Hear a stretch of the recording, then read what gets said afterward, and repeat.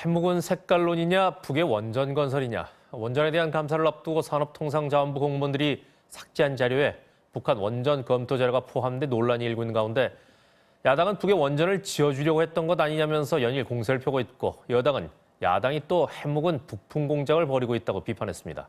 배주환 기자입니다.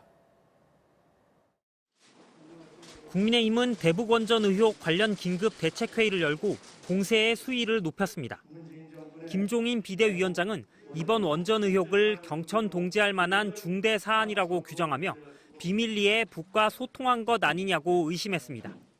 북한 원전 추진이라는 엄청난 사안을 일부 공무원이 자발적으로 검토했다는 것을 누구도 납득하기 어려울 것입니다. 주호영 원내대표도 일부 언론이 보도한 이른바 도보다리 USB에 담긴 자료는 무엇이냐며 공세 수위를 높였습니다.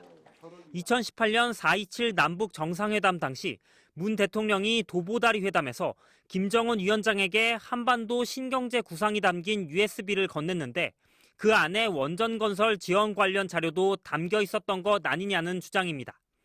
하지만 해당 언론의 보도에 대해 당시 청와대 의전 비서관이었던 조한기 전 비서관은 거짓이라며 전 세계에 생중계된 장면을 이리 왜곡할 수 있다니 기가 찰 뿐이라고 비판했습니다.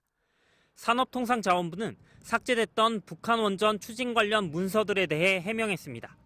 확인 결과 해당 문건들은 앞으로 남북 경협이 활성화될 경우를 대비해 산업부 내부에서 아이디어 차원에서 검토한 자료였다는 겁니다.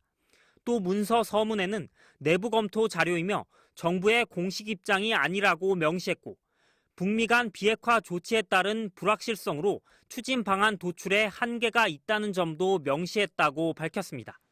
민주당은 선거철이 다가오자 야당과 보수 언론이 또다시 망국적 색깔론을 꺼내 들었다며 비판했습니다. 컴퓨터에서 발견된 문서를 근거로 현 정부가 세계를 속이고 극비리에 북한의 원전을 건설하려 했다는 국민의힘의 상상력은 실소를 금치 못할 수준입니다.